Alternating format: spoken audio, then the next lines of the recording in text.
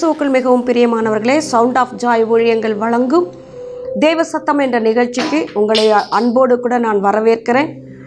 இந்த நாளிலும் கூட கர்த்தராகிய இயேசு கிறிஸ்துவின் நாமத்தினாலே உங்கள் ஒவ்வொருவரையும் வாழ்த்தி நான் ஆசீர்வதிக்கிறேன். இந்த நாளிலும் கூட நான் உங்களோடு கூட பகிர்ந்து கொள்ளும்படியாக தேவனிடத்திலே நான் ஜெபித்து கொண்டு இருந்தபொழுது தேவன் என் உள்ளத்திலே ஒரு வார்த்தையை போட்டார். வனாந்திரத்திலே கடந்து செல்லுகிறவர்களுக்கு என்ன ஆசீர்வாதங்கள் வைக்கப்பட்டு இருக்கிறது, வனாந்திரத்திலே கடந்து செல்லுகிறவர்களுக்கு என்ன தரிசனம் வைக்கப்பட்டு இருக்கிறது என்று சொல்லி தேவன் என்னோடு கூட பேச ஆரம்பித்தார். அந்த வார்த்தையின்படியே இன்றைக்கு நான் உங்களோடு கூட பகிர்ந்து கொள்ளும்படியாக நான் ஆசைப்படுகிறேன். ஆகவே ஒரு நிமிடம் நாம் தேவனை நோக்கி பார்த்து ஜெபிக்கலாமா? தகப்பனே, நாங்கள் உம்மை ஸ்தோத்தரிக்கிறோம், உம்மை துதிக்கிறோம், உமக்கு நன்றி செலுத்துகிறோம். ஆண்டவரே, பரிசுத்த ஆவியானவரே, நீர் ஆளுகை செய்வீராக. பேசுகிறவர் நீங்கள் அல்ல, பிதாவின் ஆவியானவர் உங்களிலிருந்து பேசுவார் என்ற வார்த்தையின்படி தகப்பனே நீர் பேசுவீராக. அப்பா, உம்முடைய சித்தத்தை நீர் எங்களுக்கு வெளிப்படுத்துவீராக. சாமுவேல் சொன்னானே, சொல்லும் அடியாள் கேட்கிறேன் என்று சொல்லி, அப்படியே கர்த்தாவே நீர் பேசும் ஆண்டவரே நாங்கள் கேட்கிறோம். ஆண்டவரே, தேவ சத்தம் கேட்டு தேவ சித்தம் செய்ய எங்களை நாங்கள் அர்ப்பணிக்கிறோம். ஆண்டவரே, நீங்கள் பேசுங்கப்பா. ஆண்டவரே, ஸ்தோத்திர ராஜா, உம்முடைய வார்த்தைக்காக ஏங்கி காத்திருக்கிறோம். வேதனையோடு கூட இருக்கிறவர்கள் மத்தியிலே, கண்ணீரோடு இருக்கிறவர்கள் மத்தியிலே, வனாந்திர பாதையை கடந்து கொண்டிருக்கிறவர்கள் மத்தியிலே நீர் ஆற்றும்படியாக, தேற்றும்படியாக, பலப்படுத்தும்படியாக ஆவியானவரே நீர் பேசுவீராக. அடிமையை தாழ்த்தி உம்முடைய கரத்திலே ஒப்புக் கொடுக்கிறேன், பலிபீடத்திலே என்னை வைக்கிறேன். ஆவியானவர் கிரியை செய்வீராக. இயேசு கிறிஸ்துவின் நாமத்திலே ஜெபிக்கிறோம் ஜெபங்களும் நல்ல பிதாவே, ஆமென். இந்த நாளிலும் கூட நம்முடைய வாழ்க்கை வனாந்திரமாக இருந்து கொண்டிருக்கிறது.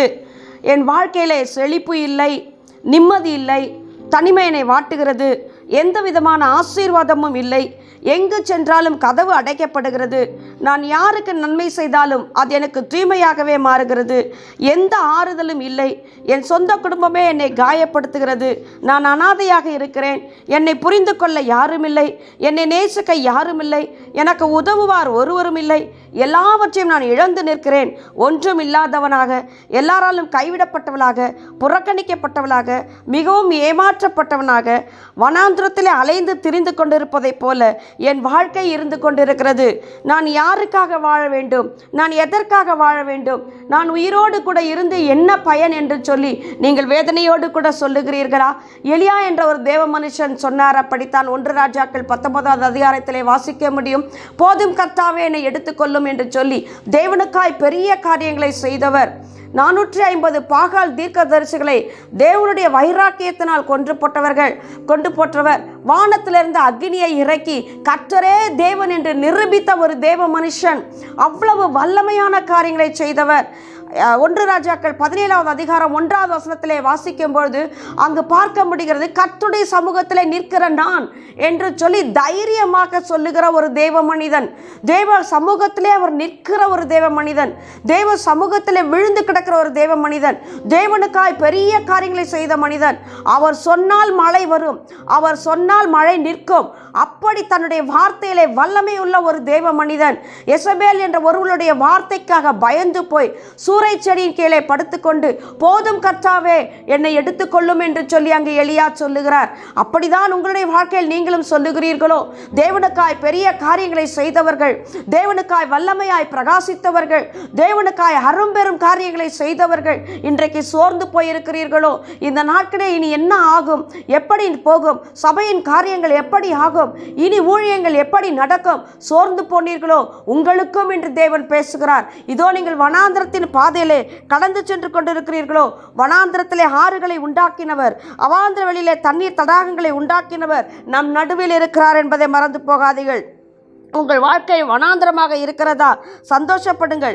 அங்கு தேவன் உங்களோடு கூட எதையோ ஒன்றை சொல்ல போகிறார், எதையோ ஒன்றை செய்ய போகிறார். ஆகவேதான் இந்த வனாந்திர பாதையிலே ஆசீர்வாதம் உண்டாகும். வனாந்திரத்திலே 3 நாட்கள் தேவ ஜனங்கள் தங்கி இருக்கும் பொழுது இயேசு கிறிஸ்து இவர்கள் திரும்பி போகும்பொழுது வழியில் சோர்ந்து போவார்களே என்று சொல்லி அந்த வனாந்திரத்திலே ஒன்றுமில்லாத அந்த இடத்திலே ஆயிரக்கணக்கான ஜனங்களை 5 அப்பத்தையும் 2 மீனையும் வைத்து போஷித்த தேவன். 7 அப்பத்தையும் 2 மீனையும் வைத்து போஷித்த தேவன். மீதம் 12 கூடை நிறைய அள்ளின தேவன். வனாந்திரத்திலே தேவன் போஷிக்க நம்மை உண்மை உள்ள தேவனாய் இருக்கிறார். தேவனுடைய தரிசனம் வனாந்திரத்திலே உண்டாகிறது. அதைத்தான் நாம் இப்பொழுது பார்க்க போகிறோம். அது மாத்திரமல்ல, வனாந்திரத்திலே தேவன் நம்மை பாதுகாக்கிறாராம். இஸ்ரவேல் ஜனங்களை தேவன் நடத்தும் பொழுது அக்கினி ஸ்தம்பமாக, மேக ஸ்தம்பமாக வனாந்திரத்திலே பாதுகாத்த தேவன். அவர்களை வழிநடத்தின தேவன். அவர்களுக்கு முன்பாக கடந்து போன தேவன். அவருடைய சமூகம் அவர்களுக்கு முன்பாக கடந்து போனது. தேவ பிள்ளைகளே, நமக்கு முன்பாக கடந்து போகிற தேவன் வனாந்திரத்திலே நம்மோடு கூட இருக்கிறார் என்று பார்க்கிறோம். அது மாத்திரமல்ல, வனாந்திரத்தில் நாம் கடந்து போகும் பொழுது, சத்துருக்கள் வரும்பொழுது, அவர்கள் நம்மை பட்சிக்க மிருகங்கள் வரும்பொழுது நமக்காக தேவன் யுத்தம் செய்கிற தேவனாய் இருக்கிறார். மிருகத்தை போன்றதான சுபாவம் உள்ள மனிதர்கள் நம்மை பட்சிக்கும் பொழுது, நமக்கு விரோதமாக எழும்பி பேசும் பொழுது, அவதூறு சொல்லும் பொழுது, நம்மை நிந்திக்கும் பொழுது தேவன் நமக்காய் பரிந்து பேசுகிற தேவனாயிருக்கிறார். நமக்காய் யுத்தம் செய்கிற தேவனாயிருக்கிறார். நமக்காய் வழக்காடுகிற தேவனாயிருக்கிறார். வனாந்திரத்திலே கர்த்தர் நம்மோடு கூட வருகிறார். ஹல்லேலூயா. நம்மை பிரகாசிக்க வைக்கிற இடம் வனாந்திரம் என்பதை மறந்து போகாதீர்கள். வனாந்திரத்திலே நான் அழிந்து விடுவேன் என்று சொல்லுகிறீர்களா? நிச்சயமாக இல்லை. இஸ்ரவேல் ஜனங்கள் சொல்லுகிறீர்கள், எகிப்தில் ஒன்றுமில்லை என்று சொல்லி வனாந்திரத்திலே எங்களை அழிக்கவா கொண்டு வந்தீர் என்று மோசேயிடத்திலே முறுமுறுக்கிறார்கள். ஆனால் தேவ பிள்ளைகளே, நீங்கள் அப்படி முறுமுறுக்காதிருங்கள். ஏனென்று சொன்னால், வனாந்திரத்திலே தேவன் நம்மை அழிக்க அல்ல, நம்மை உருவாக்க தேவன் சித்தம் கொண்டவராய் இருக்கிறார். நம்மை போஷிக்கிறார், நம்மை உடுத்துவிக்கிறார், நம்மை நடத்துகிறார். நாம் பார்க்கிறோம், 40 ஆண்டுகள் இஸ்ரவேல் ஜனங்கள் வனாந்திர பாதையிலே நடந்த பொழுது அவர்களுக்கு ஒரு குறைவும் இருக்கவில்லை என்று சொல்லி நாம் வாசிக்கிறோம். அவர்களுக்கு அப்பத்துக்கு குறைவில்லை, இறைச்சிக்கு குறைவில்லை, அவர்கள் வஸ்திரங்கள் பழமையாய் போகவில்லை, அவருடைய பாதரட்சை பழமையாய் போகவில்லை. தேவன் அவர்களை நடத்தினார் என்று சொல்லி பார்க்கிறோம். ஹல்லேலூயா. அப்படிப்பட்ட தேவன் இன்றைக்கும் நம்மை நடத்த, நம்முடைய வாழ்க்கையை நமக்கு போதுமான தேவனாய் இருக்கிறார். அதே வனாந்திரத்திலே நீங்கள் நினைத்து கூட பார்க்காத ஆசீர்வாதமான ஊற்றுகளை தேவன் வனாந்திரத்திலே நமக்காக திறக்கிறார். ஹல்லேலூயா. நம்மை போல பாடுபட்டு வனாந்திரத்திலே அனாதியாக அலைந்த ஆகாரை நாம் அங்கு பார்க்க முடிகிறது. ஆகார் வனாந்திரத்திலே அலைந்து கொண்டிருக்கிறார். பெயர்செபா என்ற இடத்திலே ஆகார் அலைந்து கொண்டிருக்கிறார். இந்த ஆகார் யார்? ஆகார் என்றாலே பரதேசி என்று சொல்லி அர்த்தமாம். இவள் எகிப்து நாட்டை சேர்ந்தவள், சாராயின் அடிமை. சாராய் கானான் தேசம் வந்தும் வாக்குத்தத்தம் பெற்ற பிறகு, கானான் தேசம் வந்த பிறகு 10 ஆண்டுகள் பிள்ளை இல்லை. தேவன் வாக்குத்தத்தம் செய்து பல வருடங்கள் ஆகிவிட்டது. இப்பொழுது கானானுக்கும் கடந்து வந்து விட்டார்கள். அங்கேயும் வந்து 10 ஆண்டுகள் பிள்ளை இல்லை. ஆகவே சாராள் என்ன செய்கிறாள்? ஆபிரகாமுக்கு தன் அடிமை பெண்ணாகிய ஆகாரை மறுமனையாட்டியாக கொடுக்கிறாள் என்று சொல்லி நாம் பார்க்கிறோம். அப்படி மறுமனையாட்டியாக கொடுக்கப்பட்ட பொழுது அதன் பிறகு அவளுக்கு ஒரு பிள்ளை பிறக்கிறது. இஸ்மவேல் என்றதான ஒரு மகன் பிறக்கிறான். அதன் பின்பு 21:2 பார்க்கிறோம். இப்பொழுது வாக்குத்தத்தம் பண்ணப்பட்ட பிள்ளையை சாராள் தன்னுடைய 90வது வயதிலே ஈசாக்கை பெற்றெடுக்கிறார். பெற்றெடுத்த பின்பு 21:9 பார்க்கிறோம், ஆகாரின் மகனுக்கும் இங்கு சாராளின் மகனுக்கும் பிரச்சனை வருகிறது.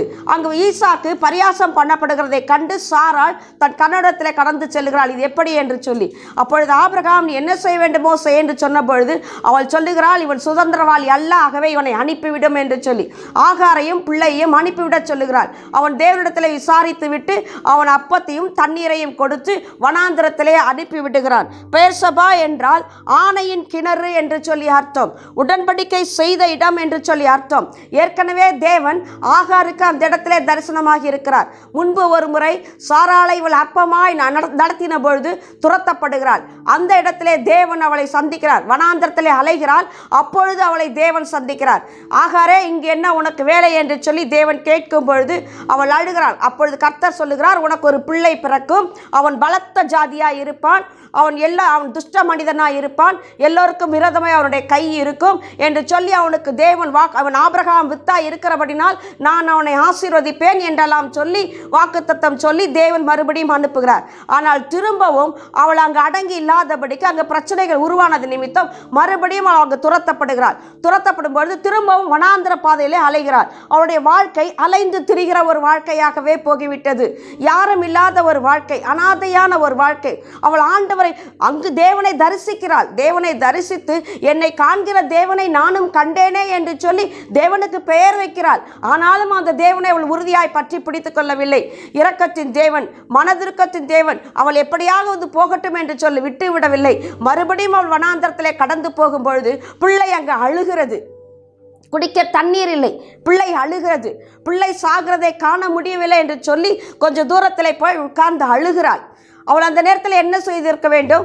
தேவன் வாக்குத்தத்தம் கொடுத்திருக்கிறாரே, அந்த வாக்குத்தத்தத்தை நினைத்து அவள் ஜெபித்திருந்தால் அவள் அற்புதத்தை கண்டிருக்க முடியும். ஆனால் அந்த இடத்திலும் அவள் அழுது கொண்டு இருக்கிறாள். ஆனாலும் தேவன் அங்கு அவளுக்கு தரிசனமாகிறார். மறுபடியும் அவளோடு கூட பேசுகிறார். நீ அழுது கொண்டு இருக்கிறது என்ன என்று சொல்லி தேவன் பேசும்பொழுது மறுபடியும் அங்கு ஆதியாகமம் 21 அதிகாரம் 17வது வசனத்திலே வாசிக்கிறோம். தேவன் பிள்ளையின் சத்தத்தை கேட்டார்.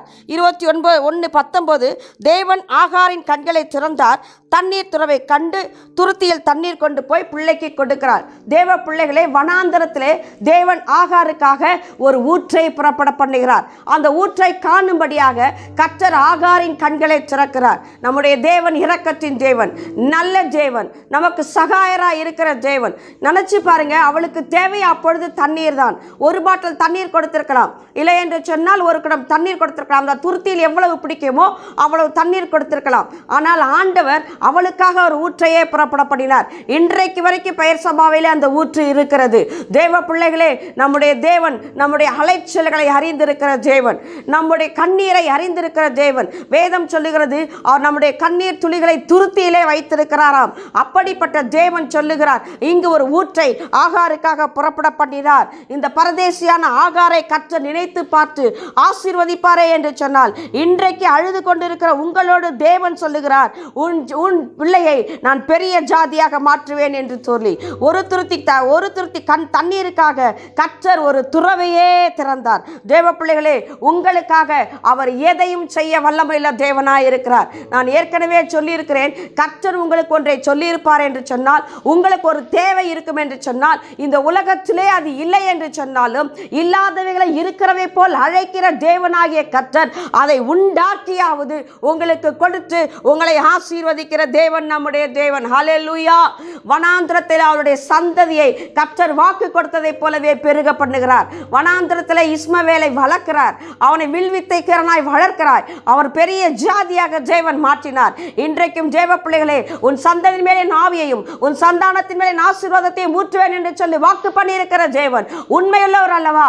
அப்படியே சொன்னபடியே உங்களுக்கு செய்வார். ஆகவே நீங்கள் கலங்காதிருங்கள், பயப்படாதிருங்கள். வனாந்திரம் உங்கள் வாழ்க்கையில் ஆசீர்வாதத்தை கொண்டு வருவதற்கு தான் கர்த்தர் அதை அனுமதித்திருக்காரே தவிர வேறு ஒன்றுக்கும் கர்த்தர் அனுமதிக்கவில்லை.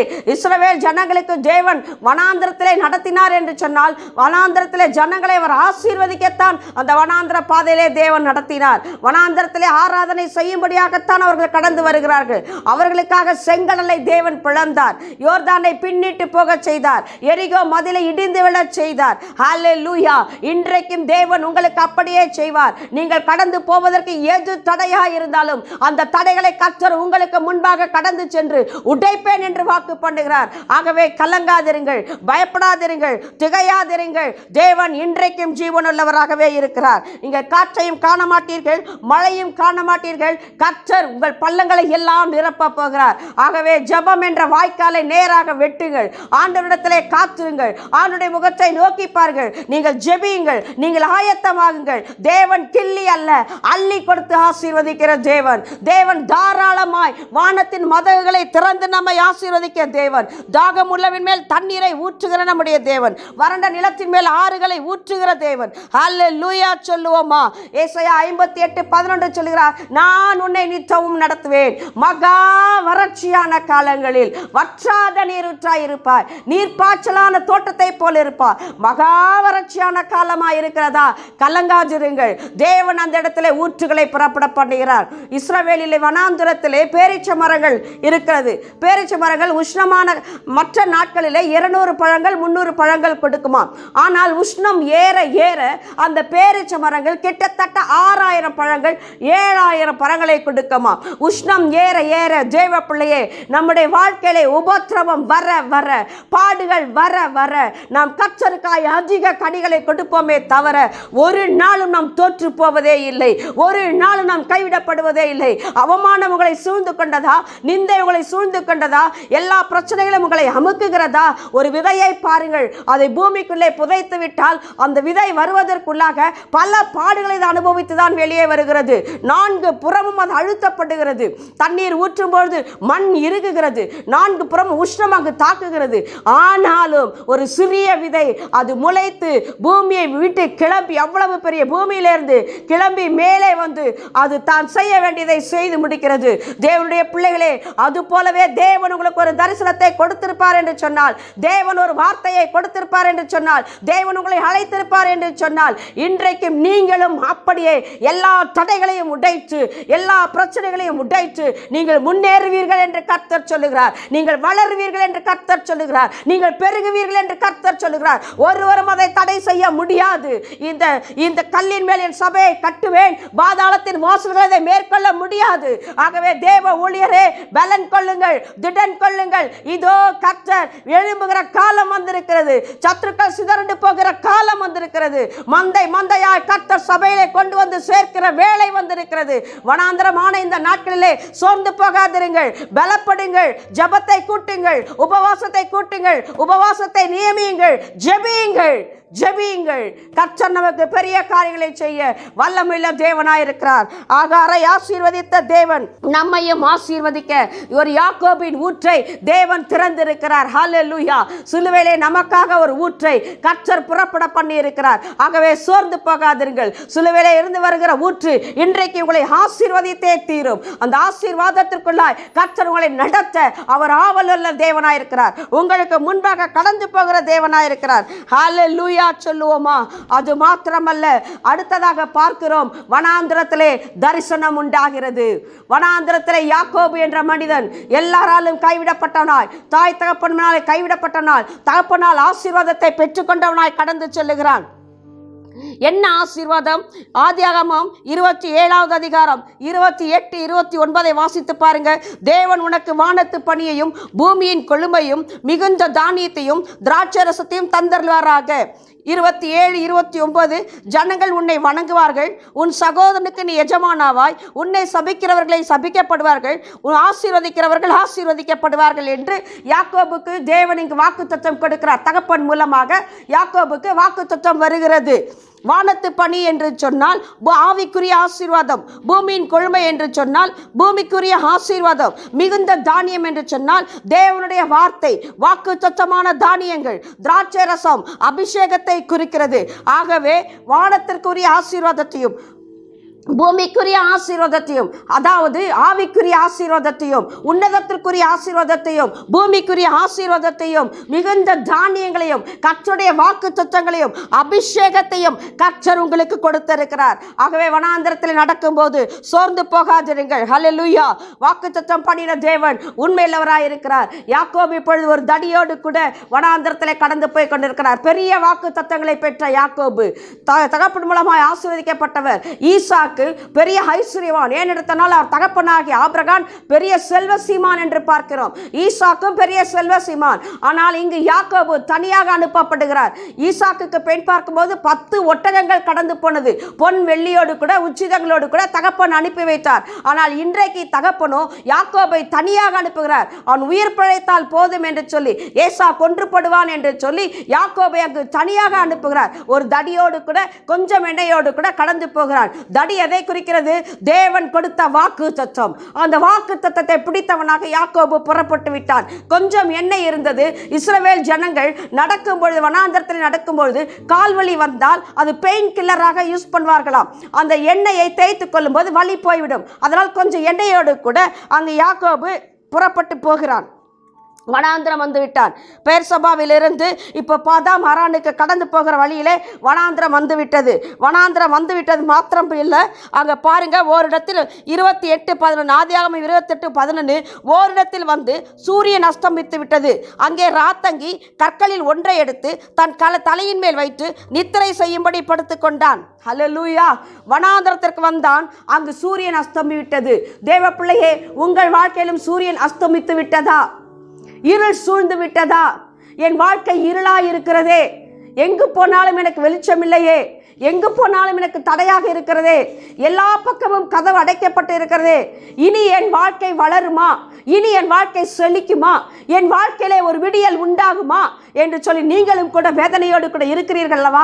இந்த யாக்கோபுடைய வாழ்க்கையிலே அற்புதங்களை செய்தவர், தரிசனத்தை கொடுத்தவர் இன்றைக்கு உங்களுக்கும் நிச்சயமாக அப்படியே செய்ய போகிறார். ஹல்லேலூயா சொல்லுங்களேன். அந்த இடத்திலே பார்க்கிறோம், அவன் ஒரு கல்லை எடுத்து வைத்து நித்திரை செய்தான். என்ன கல் அது? 1 பேதுரு 2வது அதிகாரம் 4வது வசனம். மனுஷனால் தள்ளப்பட்ட கல், தேவனால் தெரிந்து கொள்ளப்பட்ட கல். 2:7 வாசுகிறோம், வீடு கட்டுகிறவர்களால் ஆகாது என்று தள்ளப்பட்ட கல். 2:6 மூலைக்கல், அதை சீயோனிலே வைக்கிறார், அதன் மேல் விசுவாசம் உள்ளவர்கள் வெட்கப்பட்டு போவதில்லை. யாக்கோபு அன்றைக்கு ஒரு கல்லை எடுத்து வைத்து படுத்தாரே. என்ன கல் தெரியுமா? நமக்கு ஒரு கல் இருக்கிறது, மனுஷரால் தள்ளப்பட்ட கல், மூளைக்கு தலைக்கல். வீடு கட்டுகிறவர்களால் ஆகாது என்ற தள்ளப்பட்ட கல்லே தலைக்கு மூளைக்கல்லானதை போல அந்த மூளைக்கல்லாகிய இயேசுவின் மேல் நீங்கள் சார்ந்து கொள்வீர்கள் என்று சொன்னால், இயேசுவை பார்ப்பீர்கள் என்று சொன்னால், இயேசுவை நோக்கி உங்களுடைய ஓட்டத்தை ஓடுவீர்கள் என்று சொன்னால், அந்த இயேசுவை சார்ந்து கொள்வீர்கள் என்று சொன்னால், யாக்கோபு அப்படித்தான் ஒரு கல்லை எடுத்து வைத்துக் கொண்டு நித்திரை செய்கிறான், சுகமாய் தூங்குகிறான். வாக்குத்தத்தத்தை பிடித்துக் கொண்டவன், கூடாரவாசியாய், குணசாலியாய், செல்லப்பிள்ளையாய் வாழ்ந்தவன், வனாந்தரத்திலே தேவனை மாத்திரம் நம்பினவனாய், தகப்பனாருடைய ஆசீர்வாதத்தை பிடித்துக் கொண்டவனாய் இதோ ஒரு கல்லின் மேல் தலையை வைத்து படுகிறான். அந்த இடத்திலே கர்த்தர் அங்கு தரிசனமாகுகிறார். வீடு கட்டுகளால் ஆகாத தலைக்கு மூளைக்கல்லாயிட்டிருந்தபடி அந்த கல்லின் மேல் தலையை வைத்து படுக்கிறார். அப்பொழுது ஒரு சொப்பனம் உண்டாகிறது. பாருங்கள், வனாந்திரத்திலே சுகமாய் தூங்கி கொண்டிருக்கிறார் யாக்கோபு. எப்படி அந்த தூக்கம் வந்தது? வாக்குத்தத்தத்தை பிடித்து கொண்டவர்கள், ஜெபிக்கிறவர்கள், தேவனோடு கூட இருக்கிறவர்கள், மூளைக்கல்லாகி அந்த கல்லின் மேல் சாய்ந்து கொள்ளுகிறவர்கள், வனாந்திர பாதையா இருந்தாலும் சரி, அரண்மனை வாழ்க்கையா இருந்தாலும் சரி, எந்த பாடுகளாக இருந்தாலும் சரி, எந்த விதமான பிரயாசங்களாக இருந்தாலும் சரி, அவர்கள் சோர்ந்து போவதே இல்லை. தேவன் அவர்களை பலப்படுத்த அவர்களோடு கூட இருக்கிறார். ஹல்லேலூயா. அப்போஸ்தலர் 12வது அதிகாரம் 6:7 வாசிக்கிறோம். பேதுரு சிறைச்சாலையிலே நித்திரை செய்கிறார். யாக்கோபை முதல் நாளிலே கொன்று விட்டார்கள், மறுநாளிலே பேதுருவை கொல்லப் போகிறார்கள். உட்காவல் அறையிலே சிறையிலே அடைத்து வைத்திருக்கிறார்கள். சபையார் ஊக்கமாய் ஜெபிக்கிறார்கள். ஆனால் பேதுருவோ இங்கு நித்திரை செய்து கொண்டிருக்கிறார். அந்த இடத்திலே தேவதூதன் இறங்கி வந்து பேதுருவை விடுதலையாக்கினார். அப்படித்தான் இங்கு யாக்கோபும் சுகமாய் நித்திரை செய்து கொண்டிருக்கிறார். அந்த நேரத்திலே தேவன் சொப்பனத்திலே வந்து தரிசனத்திலே அவனோடு கூட பேசுகிறார். அப்படி பேசுகிற இடம் என்ன தெரியுமா? வனாந்திரம். யாரும் இல்லை என்று நினைத்த இடம், என்னை விசாரிக்க ஒருவரும் இல்லை என்று நினைத்த இடம், என்னை கேட்பார் ஒருவரும் இல்லை என்று சொன்ன இடம், எனக்கு அன்பே கிடைக்கவில்லை என்று நினைத்த இடம். ஹல்லேலூயா. வனாந்திரம். அந்த வனாந்திரத்திலே தேவன் அங்கு யாக்கோபுக்கு தரிசனமாகிறார். ஆதியாகமம் 28வது அதிகாரம் 12-15 வரைக்கும் வாசித்து பாருங்கள். அவன் ஒரு சொப்பனம் கண்டான். இதோ ஒரு ஏணி பூமியிலே வைக்கப்பட்டிருந்தது, அது நுனி வானத்தை தொட்டது, தேவதூதர்கள் ஏறுகிறவர்களும் இறங்குகிறவர்களுமாய் இருந்தார்கள். 13 அதன் மேல் கர்த்தர் நின்று, நான் உன் தகப்பனாகிய ஆபிரகாமின் தேவனும் ஈசாக்கின் தேவனுமாகிய கர்த்தர், நீ படுத்திருக்கிற இந்த பூமியை உனக்கும் உன் சந்ததிக்கும் தருவேன், உன் சந்ததி பூமியின் தூளை போல் இருக்கும், நீ மேற்கு கிழக்கு வடக்கு தெற்கு பரம்புவாய், உனக்குள் சந்ததிக்குள் பூமியின் வம்சங்கள் எல்லாம் ஆசீர்வதிக்கப்படும், நான் உன்னோடு கூட இருந்து நீ போகிற இடமெல்லாம் உன்னை காத்து இந்த தேசத்துக்கு திரும்பி வர பண்ணுவேன், உனக்கு சொன்னதை செய்யும் அளவும் நான் உன்னை கைவிடுவது இல்லை என்று சொல்லி தேவன் அங்கு யாக்கோபுக்கு வாக்குத்தத்தம் பண்ணுகிறார். ஹல்லேலூயா.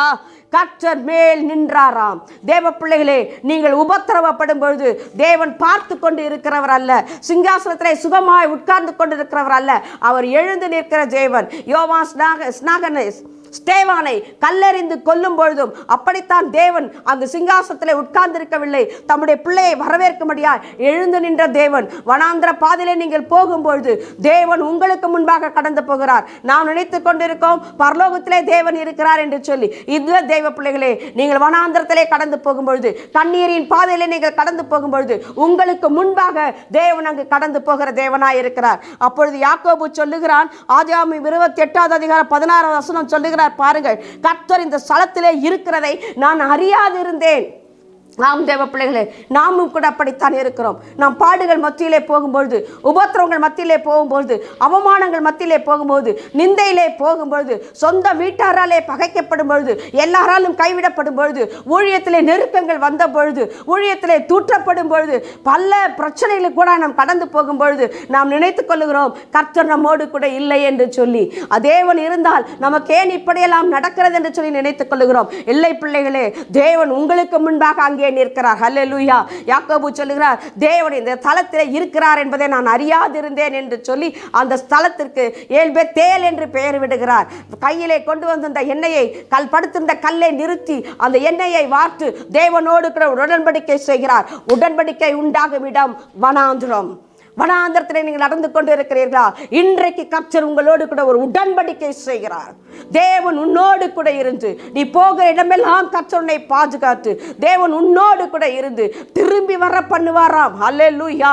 உங்களை பலத்த ஜாதியாக தேவன் மாற்றுவார். கோலும் தடியுமாக போன இந்த யாக்கோபை 2 பரிவாரங்களாய் கர்த்தர் திரும்பி வர பண்ணினார். 2 பரிவாரங்கள் என்றால் 2 ராஜாக்களுக்கு உடைய ஆசீர்வாதங்கள் என்று சொல்லுகிறார்கள். 2 ராஜாவுக்கு இருக்கிற ஆசீர்வாதங்கள், அவ்வளவு ஆசீர்வாதங்கள். தாவீது ராஜா, ஒரு ராஜாவுடைய ஆசீர்வாதமே வெள்ளி எண்ணமற்று கிடந்ததாம், தெருவெல்லாம் கொட்டி கிடந்ததாம். ஒரு ராஜாவுடைய ஆசீர்வாதம் அப்படி இருக்கும் என்று சொன்னால் 2 ராஜாக்களுடைய பரிவாரங்களோடு கூட ஆசீர்வாதங்களோடு கூட யாக்கோபை தேவன் திரும்பி வர பண்ணினார். ஹல்லேலூயா சொல்லுங்க. வனாந்திரத்திலே தேவன் நமக்கு தரிசனமாகிற தேவனாயிருக்கிறார். சாத்ராக், மேஷாக், ஆபேத்நேகோ பெரும் நெருப்பு சூழலே 7 மடங்கு அக்கினியிலே இருந்ததான அந்த சூழலே இவர்கள் தூக்கி போட போகும்பொழுது தூக்கி போட்டவர்கள் எழுந்து சாம்பரானார்கள். ஆனால் இவர்களை தூக்கி போடுவதற்கு முன்பாகவே அங்கு ஒருவர் உலாவிக் கொண்டிருந்தார். அவர்தான் நம்முடைய தேவன். ஹல்லேலூயா சொல்லுங்க. உபத்திரவ பாதையிலே நீங்கள் போவதற்கு முன்பாக உங்களுக்காக அந்த வழியை ஆயத்தம் பண்ணும்படி, நீங்கள் அந்த வழியிலே சோர்ந்து போகாமல் இருக்கும்படி உங்களுக்கு முன்பாக கடந்து போகிற ஒரு ஜீவனுள்ள தேவன் அங்கு நம்மோடு கூட இருக்கிறார். தேவ பிள்ளைகளே, ஹல்லேலூயா.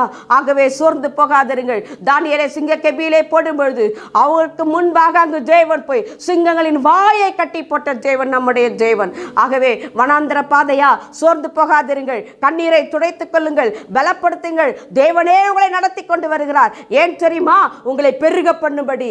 இஸ்ரவேல் ஜனங்களை கர்த்தர் பெருக பண்ணினாராம். இப்பொழுது இருக்கிறதை பார்க்கலாம் நீங்கள் 1000 மடங்கு பெருகுவீர்கள் என்று உபாகமம் 1:11 வாசிக்கிறோம். அப்படி தேவன் பெருக பண்ணும்படியாக வனாந்திர பாதையிலே நம்மை நடத்துகிறார். நம்மை ஆசீர்வதிக்கும்படியாக வனாந்திர பாதையிலே நடத்துகிறார். நமக்கு தரிசனத்தை கொடுக்கும்படியாக, அவரோடு கூட ஒரு உடன்படிக்கை உண்டாகும்படியாக, அவரோடு கூட ஒரு உறவு உண்டாகும்படியாக, அவரோடு கூட ஒரு என்கவுண்டர் உண்டாகும்படியாக தேவன் வனாந்திரத்திலே நம்மை நடத்துகிறார். மோசேக்கு ஒரு என்கவுண்டர் நடந்தது பாருங்கள். வனாந்திரத்திலே பெரிய எகிப்திலே ராஜாவாய் வாழ வேண்டியவன், சகல சாஸ்திரங்களையும் கற்று தேர்ந்தவன். அங்கு மோசே யாத்ராகமம் 3வது அதிகாரம் 2-3 வசனங்களை வாசித்து பாருங்கள். வனாந்திரத்திலே அவன் தேவனை தரிசிக்கிறான். 40 ஆண்டுகள் அவனுடைய வாழ்க்கையிலே வனாந்திரம். பார்வோனுக்கு தேவனாக கர்த்தர் அவனை மாற்றுகிறார். 40 ஆண்டுகள் வனாந்திர வாழ்க்கை அவனை எப்படி உருவாக்கி இருக்கிறது பாருங்கள். ஹல்லேலூயா. அவன் திக்குவாயும் வந்தனாவும் என்று சொல்லுகிறான். ஆனால் கர்த்தர் சொல்லுகிறார், வா, நான் உன்னை பார்வோனுக்கு தேவனாக்குகிறேன் என்று சொல்லி வனாந்திரமா உங்கள் வாழ்க்கையிலே ஒரு உயர்வை கொடுக்கும்படியாக, நீங்கள் பல்கி பெருகும்படியாக, ஒரு உன்னத அனுபவத்தை பெற்றுக்கொள்ளும்படியாக மோசேயை நடத்தின தேவன் உங்களையும் நடத்த இன்றைக்கு உண்மையுள்ளவராய் இருக்கிறார். அது மாத்திரமல்ல, அப்போஸ்தலர் 9வது அதிகாரம் 3வது வசனத்தை வாசித்து பாருங்கள். தமஸ்குக்கு போகும்பொழுது, அந்த வனாந்திரத்திலே போகும்பொழுது சவுலை கர்த்தர் சந்திக்கிறார். ஒரு பெரிய பிரகாசமான ஒளியிலே தேவன் சந்திக்கிறார். அங்க ஒரு என்கவுண்டர் நடக்கிறது. அந்த மாத்திரத்திலே அவன் பார்வை இழந்து போனாலும் உடனடியாக பவுல் புரிந்து கொண்டான் தேவன் எதற்காக சந்திக்கிறார் என்பதை. தேவ பிள்ளைகளே, நாமும் கூட அப்படி புரிந்து கொள்ளுகிறவர்களாக இருக்க வேண்டும். எதற்காக தேவன் நம்முடைய வனாந்திரத்திலே நடத்தி இருக்கிறார், எதற்காக இந்த இடத்திலே கொண்டு வந்து தேவன் நமக்கு தரிசனத்தை கொடுக்கிறார், எதற்காக இந்த பாதையை தேவன் நம்முடைய வாழ்க்கையிலே அனுமதித்திருக்கிறார். அதை நாம் ஆராய்ந்து பார்ப்போம் என்று சொன்னால், ஜெபத்திலே இருக்கும் என்று சொன்னால், தேவ சித்தம் நமக்கு வெளிப்படும். தேவ சித்தம் அங்கே அவனுக்கு வெளிப்படுகிறது. ஆண்டவரே, நான் என்ன செய்ய சித்தமாக இருக்கிறேன். அவன் கண் பார்வை போய்விட்டது. அவன் பார்வை தாரும் ஆண்டவரே என்று கேட்கவில்லை, உடனடியாக கேட்கிறான், ஆண்டவரே நான் என்ன செய்ய சித்தமாக இருக்கிறேன். தேவனை அவன் சரியாய் அறிந்து கொண்டான். ஹல்லேலூயா. தேவனை அறிந்து கொண்டீர்கள் சொன்னால், வனாந்திரம் நமக்கு மிகவும் ஆசீர்வாதமான இடமாக, அது நமக்கு மிகுந்த சந்தோஷத்தை உண்டாக்குகிற ஒரு இடமாக, களிப்பை உண்டாக்குகிற இடமாக அது மாறும் தேவ பிள்ளைகளே. அதனால் தான் பழைய ஏற்பாட்டு பரிசுத்தவான்கள் எல்லாம் கண்ணீரின் பாதையை ஊடுருவ நடந்து களிப்பான நீரூற்றாய் மாற்றிக்கொண்டார்கள் என்று பார்க்கிறோம். அது மாத்திரமல்ல, யோவானை பாருங்கள், வெளிப்படுத்தின விசேஷம் 1:10 வாசித்து பாருங்கள். கர்த்தருடைய நாளிலே நான் ஆவிக்குள்ளானேன். தேவ வசனத்தின் நிமித்தம் அவன் நெருக்கப்பட்டவனாய், கைவிடப்பட்டவனாய், எல்லாராலையும் கைவிடப்பட்டவனாய், அனாதையை போல புசிக்க ஒன்றுமில்லாமல் குடிக்க ஒன்றுமில்லாமல் பத்மு தீவிலே வனாந்தரத்திலே தூக்கி எறியப்பட்டான். ஆனால் தேவன் கைவிடவில்லை. என்றைக்கு நீங்கள் எல்லாரும் இழந்து நிற்கிறீர்களோ, எல்லாராலும் கைவிடப்பட்டு நிற்கிறீர்களோ, தெரிந்து கொள்ளுங்கள், தேவன் உங்களை உயர்த்த போகிறார். தேவனுடைய உள்ளங்கைகளிலே கர்த்தர் உங்களை வரைந்து வைத்திருக்கிறார். தேவன் உங்களை உயர்த்துகிற வேலை வந்தது. அந்த பவுலை கொண்டுதான் தேவன் 13 நிருபங்களை சிறைச்சாலையிலே பவுலை வைத்து உபத்திரத்தின் பாதையிலே அவன் கடந்து போனாலும் 13 நிருபங்கள் இன்றைக்கு நம்முடைய கரத்திலே கிடைக்கும்படி தேவன் அவனை கொண்டு கிரியை செய்தார். பவுலை கொண்டு கர்த்தர் கிரியை செய்தார். அதே போல யோவானையும் வெளிப்படுத்தின விசேஷம் முழுவதையும் யோவானுக்கு பத்மு தீவிலே வெளிப்படுத்தினார். இப்பொழுது நடக்கிற காரியங்கள் 7 பொன் குத்துவிளக்கை பார்த்து அந்த 7 சபைகளை குறித்து, இப்படி தேவன் 7 முத்திரைகளை குறித்து, எல்லாவற்றை குறித்தும் தேவன் யோவானுக்கு வெளிப்படுத்தினார். பூமியிலே சம்பவிக்க போறவைகள், இனிமேல் சம்பவிக்க போறவைகள், பரலோகத்தை குறித்ததான காரியங்கள் எல்லாவற்றையும் தேவன் யோவானுக்கு வெளிப்படுத்தினார். வனாந்திரத்திலே வெளிப்பாடுகள் உண்டாகிறது. வனாந்திர பாதையா சந்தோஷப்படுங்கள். தேவனோடு கூட ஒரு உறவு, தேவனை தரிசிக்கிற ஒரு பாக்கியம், தேவனோடு கூட ஒரு உடன்படிக்கை, தேவனுடைய ஆசீர்வாதங்களை பெற்றுக்கொள்கிற ஒரு உன்னதமான ஸ்தானம் வனாந்திரம். ஆகவே நாம் சந்தோஷப்படுவோம் தேவ பிள்ளைகளே. ஹல்லேலூயா சொல்லுவோமா? கடைசி கால வெளிப்பாடை கர்த்தர் உங்கள் வாயிலே வைக்கப் போகிறார். தாங்க முடியவில்லாத உபத்திரத்தில் நீங்கள் இருக்கிறீர்களா? வனாந்திர பாதையில் இருக்கிறீர்களா? இப்பொழுது நீங்கள் நடக்கிற பிரச்சனைகளுக்கும் நடக்கிறதான சூழ்நிலைகளுக்கும் தேவன் உங்களுக்கு கொடுத்த வாக்குத்தத்தங்களுக்கும் சம்பந்தமே இல்லை என்ற நிலையிலே நீங்கள் கடந்து போய் கொண்டு இருக்கிறீர்களா? தேவன் பெரிய பெரிய வாக்குத்தத்தங்களை கொடுத்திருக்கிறார். சபையை குறித்து, ஊழியத்தை குறித்து, உங்கள் தொழிலை குறித்து, உங்கள் வீட்டை குறித்து, உங்கள் பிள்ளைகளை குறித்து கர்த்தர் உங்களுக்கு பெரிய வெளிப்பாட்டை கொடுத்திருக்கலாம். ஆனால் நடக்கிற சம்பவங்களோ சூழ்நிலைகளோ மாறாக இருக்கலாம். ஆனால் ஒன்று தெரிந்து கொள்ளுங்கள், உங்களை அழைத்த தேவன் உண்மையுள்ளவர். அந்த வனாந்திரத்திலே தான் கர்த்தர் உங்களை வாழ வைக்க போகிறார். அந்த வனாந்திரத்தில் தேவன் உங்களை பெரிய ஜாதியாக மாற்றப் போகிறார். அது மாத்திரமல்ல, கடைசி கால ஊழியனாக, கடைசி கால ஊழியக்காரியாக, கடைசி கால எக்கால சத்தமாக சபையே கர்த்தர் உன்னை நிறுத்த போகிறார். எக்கால சத்தத்தை கர்த்தர் உங்கள் வாயிலே வைக்க போகிறார். கடைசி கால சத்தியங்களை தேவன் வெளிப்படுத்த போகிறார். இதுவரைக்கும் மறைத்து வைக்கப்பட்டிருந்த ரகசியங்கள் இனி வருகிற நாட்களில் வெளிப்பட போகிறது. ஆகவே மகிழ்ந்து களி கூறுங்கள். வனாந்திரம் மகிமையான ஒரு இடம், தேவனுடைய மகிமையை அனுபவிக்க வேண்டிய ஒரு இடம். வனாந்திரம் ஆசீர்வாதத்தை அடைகிறதான இடம், வனாந்திரம் தரிசனத்தை அடைகிற இடம், வனாந்திரம் தேவனோடு கூட உறவு கொள்ளுகிற இடம். ஆகவே நாம் ஆண்டவரை நோக்கி பார்க்கலாமா? இப்படிப்பட்ட வனாந்திரத்திற்காக தேவனுக்கு நன்றி சொல்லுவோமா? இந்த வனாந்திரத்திலே தான் தேவன் நம்மை சந்திக்கிறார். தேவனோடு கூட நமக்கு ஒரு ஆழமான உறவு வர வேண்டுமா? வனாந்திர பாதையை வேண்டாம் என்று சொல்ல வேண்டாம். உபத்திரவ பாதையை வேண்டாம் என்று சொல்ல வேண்டாம். ஹல்லேலூயா. உபத்திரவம் பொறுமை பரீட்சை நம்பிக்கையும் உண்டாக்குகிறது என்று வேதம் சொல்லுகிறது. நமக்கு ஒரு நம்பிக்கை இருக்கிறது. இதோ இயேசு கிறிஸ்து ராஜா வரப்போகிறார். அவனவனுக்கு தக்கதான பலன் அவரோடு கூட வருகிறது. நீதி செய்கிறவன் இன்னும் நீதி செய்யட்டும், பரிசுத்தமாயிருக்கிறவன் இன்னும் பரிசுத்தமாகட்டும், அநீதி செய்கிறவன் இன்னும் அநீதி செய்யட்டும், அவனவனுக்கு நான் அளிக்கிற பலன் என்னோடு கூட வருகிறது என்று கர்த்தர் சொன்னாரே. இயேசு இதோ சீக்கிரமாய் வரப்போகிறார். நாம் அவரை சந்திக்க ஆயத்தப்படும் செல்லும்படி வனாந்திர பாதையிலே நாம் கடந்து போய் கொண்டிருக்கிறோம். இந்த உலகம் என்ற வனாந்திரத்திலே கடந்து போய் கொண்டிருக்கிறோம். பரம கானானுக்கு நம்மை அழைத்து செல்லும்படி இயேசு ராஜா வரப்போகிறார். சபையாகிய மணவாட்டியை அலங்கரித்து கர்த்தர் கொண்டு செல்ல வரப்போகிறார். ஆகவே கலங்காதிருங்கள், பயப்படாதிருங்கள். உங்களை மேற்கொள்ள ஒருவனாலும் முடியாது. ஹல்லேலூயா. ஸ்தோத்திரம் ஆண்டவரே. நாங்கள் உம்மை ஸ்தோத்தரிக்கிறோம் ராஜா, உம்மை துதிக்கிறோம் கர்த்தாவே. ஆண்டவரே, வனாந்திர பாதையிலே நடந்து வருகிற உம்முடைய பிள்ளைகளுக்கு கர்த்தர் நினைத்து பார்ப்பீராக. உம்முடைய சமூகம் அவர்களுக்கு முன்பாய் கடந்து செல்வதாக. இந்த வனாந்திர பாதையிலே உம்மோடு கூட ஒரு ஆழமான உறவு உண்டாகட்டும் ராஜா. ஆண்டவரே, உம்மை தரிசிக்கட்டும் ஆண்டவரே. அப்பா ஸ்தோத்திரம் அப்பா. உம்முடைய ஆசீர்வாதங்களை அவர்களுக்கு உண்டாகட்டும். அவர்களை போஷித்து நடத்துவீராக, ஆசீர்வாதங்களை செய்வீராக. ஊற்றுகளை இவர்களுடைய ஊழியர்களிலும் ஆண்டவரே ஸ்தோத்திரம் அப்பா, இவர்கள் வீட்டிலும் ஊற்றை கர்த்தர் புறப்பட பண்ணுவீராக. இந்த நாளிலிருந்து ஒரு மகிமையான காரியத்தை கர்த்தருடைய வாழ்க்கையிலே செய்வீராக. பெரிய காரியங்களை செய்யும். உடைய கரத்திலே ஒப்புக் கொடுக்கிறோம். இயேசுவின் நாமத்திலே ஜெபிக்கிறோம். ஜெபங்களும் நல்ல பிதாவே. ஆமென், ஆமென்.